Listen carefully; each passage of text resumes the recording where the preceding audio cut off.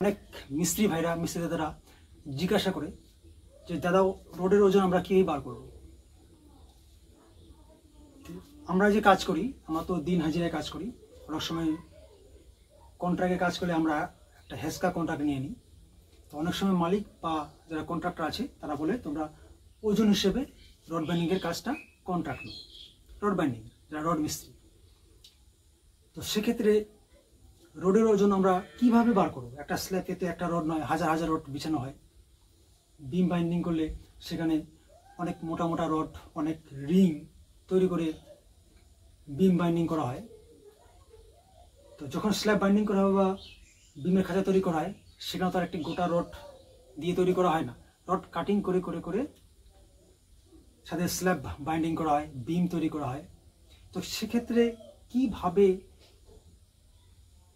যতগুলো রোডে কাজ করলাম ওজন আমরা কীভাবে বার করব, এই প্রশ্নটা আমাকে অনেকেই করে থাকে। তার জন্য আজকের এই ভিডিও। তো একটি স্ল্যাবে তো হাজারো রড, কী করে ওজন বার করা যায়? এটা তো আশ্চর্য ব্যাপার। হ্যাঁ, বার করা যায়, কি সহজ ফর্মুলা আছে। সেই ফর্মুলাটা আজকে এই ভিডিওতে আমি আলোচনা করবো ডিটেলস।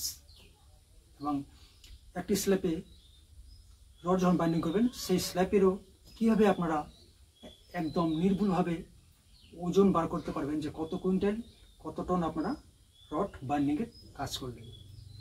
তো চলুন ভিডিও শুরু করে দেওয়া যাক।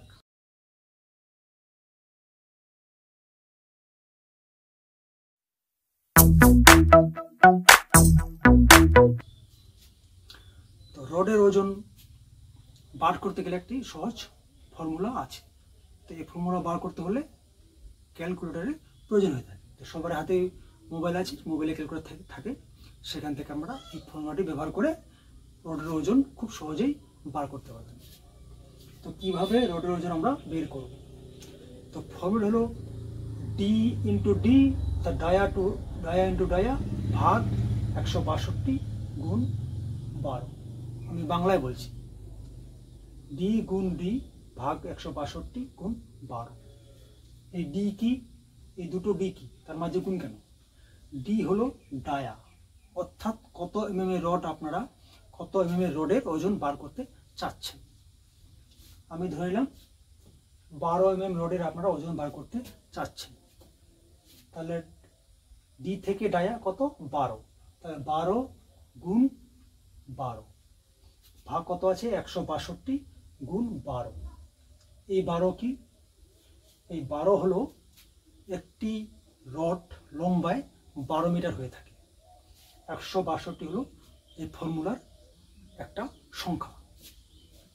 তো 12 গুণ 12 দিয়ে গুণ করলে 144 ভাগ 162 যদি করা যায় 0.88 সামথিং কিছু 9 হয়ে থাকে ইন্টু 12। যদি এটাকে 12 দিয়ে গুণ করে থাকেন তাহলে 10.66 অর্থাৎ 10.66 কেজি সামথিং কিছু হয়ে থাকে। সেখানে আপনারা 10 কেজি 66 গ্রাম ধরে নেবেন, 10 কিলো 66 গ্রাম। তাহলে একটি 12 এমএম রডের ওজন হলো 10 কিলো 66 গ্রাম। সেম ভাবে যদি আমরা একটা 8 এমএম রডের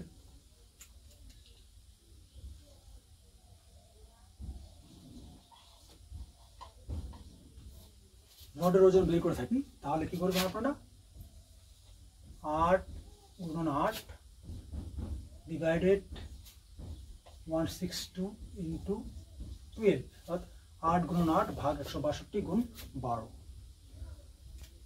তো সেখানে কত হবে? এটাকে টোটাল আপনারা ক্যালকুলেট করে থাকেন, তাহলে হবে 4.74 কেজি অর্থাৎ 4 কিলো 74 গ্রাম। তো এই হলো রডের ওজন বার করার ফর্মুলা বা নিয়ম, খুব সহজ পদ্ধতি।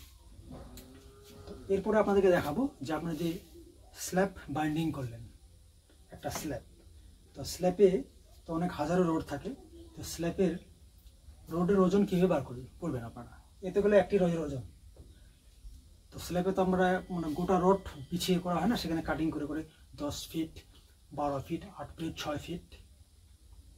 তো চলুন এরপরে আপনাদের দেখাবো স্ল্যাব বাইন্ডিং করলে স্ল্যাবের রডের ওজন কীভাবে আমরা বার করবেন।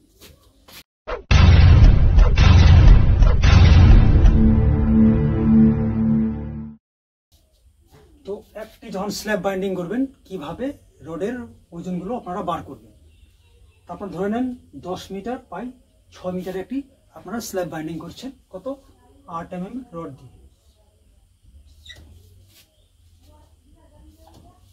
8 mm রড দিয়ে 10 মিটার লম্বা 6 মিটার চওড়া একটি স্ল্যাব বাইন্ডিং করছেন। তো 10 মিটার বরাবর আপনারা ধরে নেন যে আমাকে 40 পিস রড প্রয়োজন। 10 মিটার বরাবর আমার 8 mm এর 40টি রড প্রয়োজন এবং 6 মিটার বরাবর আমার 30টি রড প্রয়োজন, 8 mm রড। তো প্রথমে আমি দুটো পদ্ধতি আপনাদেরকে দেখাবো, প্রথম পদ্ধতি এবং দ্বিতীয় পদ্ধতি সেম একই হিসাব আসবে। তো কিভাবে আপনারা ওজনটা বার করবেন। এই যে 10 মিটারের 40টি রড এখানে বিছালেন, 6 মিটারের 30টি রড বিছিয়ে আপনার যে স্ল্যাবটা বাইন্ডিং করলেন, তো এটার ওজন কীভাবে আমরা বার করব। তো এটা কত হলো 10 মিটার। 10 মিটার কয়টি রড? 40টি রড হলো 40টি। আচ্ছা, প্রথমে আমি কিন্তু ক্যালকুলেশন বোর্ডের মধ্যে লিখে রাখতেছি, এই জন্যই যে ভিডিওটি বেশি দীর্ঘায়িত হবে না, ছোট হবে। যদি ক্যালকুলেশন করে করে আমি ভিডিওটি করতে চাই তাহলে ভিডিও অনেক বড় হয়ে যাবে। তার জন্য আমি আগে থেকে ক্যালকুলেশন করে আমি বোর্ডের মধ্যে লিখে রাখতেছি। তো 10 মিটারের 40টি রড, তাহলে টোটাল কত মিটার রড হচ্ছে? 10 গুণ 40 400 মিটার। তাহলে 10 মিটারে যে আমরা 40টি রড বিছিয়েছি টোটাল হলো 400 মিটার। এবং 6 মিটারের 30টি রড, তাহলে 6 মিটারের 30টি যদি রড হয় তাহলে টোটাল লেন্থ কত হচ্ছে? 180 মিটার। দুটোকে আমরা যোগ করে দিলাম, এক জায়গায় জুড়ে দিলাম, 580 মিটার। 580 মিটার রড আমরা রডের কাজ করেছি। তাহলে আমরা তার ওজনটা কীভাবে বার করব? সিম্পল হিসাব, একটু আগে যেটা আমি ফর্মুলা বললাম সেই ফর্মুলা আমাদের এখানে প্রয়োগ করতে হবে। তো যেহেতু 8 mm rod, dia into dia, তাহলে 8 গুণন 8 ভাগ 162 এবং টোটাল কত মিটার আমরা কাজ করলাম? 580 মিটার গুণ 580 মিটার। এটাকে যদি আপনারা ক্যালকুলেশন করেন ক্যালকুলেটরে তাহলে হবে 229.3 সামথিং কিছু কেজি, অর্থাৎ 229 কেজি 13 গ্রাম সামথিং কিছু হবে। সেটাকে 229 কিলো আপনারা ধরে নেবেন, 2 কুইন্টাল 29 কিলো। আচ্ছা, দ্বিতীয় পদ্ধতি কি হচ্ছে? সেম পদ্ধতি, 8 mm রড দিয়ে আমরা এই স্ল্যাবকে বাইন্ডিং করলাম। তাহলে কি করে বার করবো? আমরা এখানে ভাগ ভাগ করে বার করবো। আমরা এখানে একবার এক জায়গায় যোগ করে বার করলাম, এখানে ভাগ ভাগ করে বার করবো, পাট পাট করে। ডায়া ইন্টু ডায়া, 8 ইন্টু 8 গুণন 8 ভাগ 162, কত মিটার আছে? 10 মিটার। এটা হলো 10 মিটার। 10 মিটার আবার গুণ 40 কি আমাদেরকে 40টি রড এখানে লাগাতে হয়েছে, গুণন 40। তাহলে 8 গুণন 8 ভাগ 162 গুণন 10, 10 মিটারের লেন্থের রড বিছিয়েছি আমরা কটি? 40টি। এটাকে যদি ক্যালকুলেশন করা হয় কত হবে? 158.02 সামথিং কিলো কেজি। এবার 6 মিটার বরাবর আমরা যে 30টি রড বিছিয়েছি আমরা, 30টি রড কত? 6 মিটার। 6 মিটার 30টি, তাহলে এটাও 8 mm।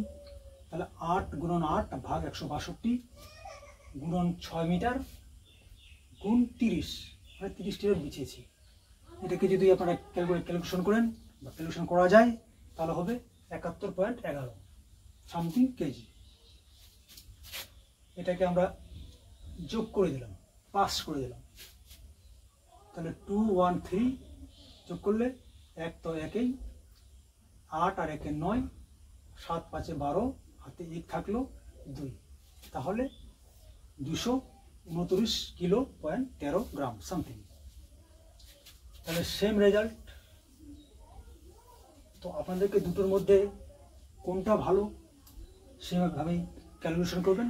তো হ্যাঁ, এগুলো তো প্রথম থেকে শেষ পর্যন্ত যে ভিডিওটি করলাম সেটা কিন্তু মিটারের হিসাবে, কেন ফিটে নয়, মিটার হিসেবে করেছি। যদি আপনাদের ফিটের প্রয়োজন হয় তাহলে কমেন্ট বক্স খোলা আছে, কমেন্টে অবশ্যই আমাকে জানাবেন, আমি টোটাল ফিট দিয়ে একটি ভিডিও বানিয়ে দেব। তো দর্শক বন্ধু, এই ভিডিও আজকের মধ্যে এখানেই শেষ। আবার দেখা হবে একটি নতুন ভিডিওতে, নতুন টপিকের উপর। তো ভিডিও দেখছেন, ভিডিওতে অবশ্যই একটা লাইক দিবেন, কমেন্ট করবেন। যদি ভিডিওতে কোনো ভুল ত্রুটি থাকে সেটা আপনারা কমেন্ট করে আমাকে জানাবেন, আমি ভুল শুধরানোর চেষ্টা করব। আর চ্যানেলকে অবশ্যই সাবস্ক্রাইব করবেন, কারণ লাইক, কমেন্ট, সাবস্ক্রাইব করলে কী হয়, আমরা অনেক মোটিভেট হয়ে যাই, অনেক উৎসাহ পাই এই ভিডিও বানানোর জন্য। তো আপনাদের যত লাইক কমেন্ট করবেন তত বিল্ডিং কনস্ট্রাকশন বিষয়ের উপর নতুন নতুন টপিকের উপর ভিডিও বানাতে আমরা উৎসাহিত হব এবং নতুন ভিডিও নিয়ে আসবো। তো দর্শক বন্ধু, আজকে পর্যন্ত শেষ। দেখা হবে নতুন কোনো ভিডিওতে নতুন টপিকের উপর।